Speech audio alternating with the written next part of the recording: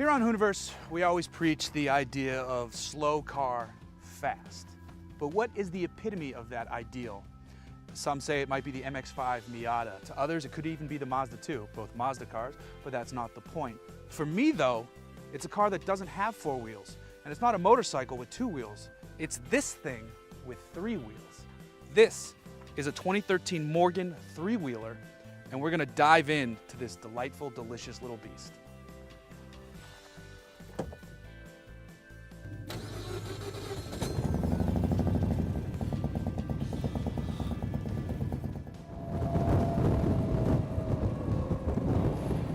It's a British-born bathtub on wheels.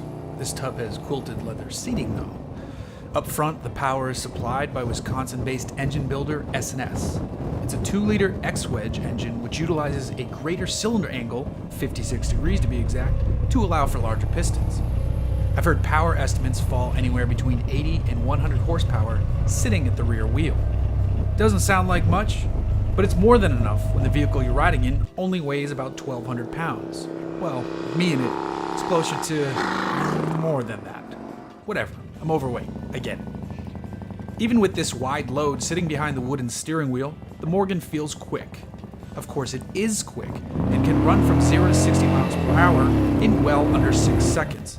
The top speed is reportedly around 115 miles per hour, and I'd have to imagine that that feels like 150. It's not about all-out speed here though, as this three-wheeler offers up a truly old-school driving sensation. There's a direct connection between my hands and the road thanks to the incredible steering feel and those skinny front tires. This specific Morgan has actually been upgraded with something called a steering comfort package, which almost feels like they've added a power steering system into the mix, even though it's just related to damping and adjusted suspension changes. It's a nice addition for a bumpy Southern California highway, but I've driven the Morgan before this was added, and it's better without the upgrade. This way, you feel every pebble on the road, and you know exactly where you've placed those tires. It's still exceptionally good with the package, it's just truly marvelous without it. There's something special about donning a helmet and goggles or sunglasses, and then flipping the ignition switch.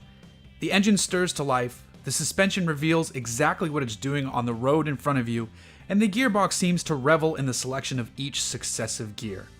It is, after all, a 5-speed unit plucked from a Mazda Miata, so it's no surprise that it's a joy to shift.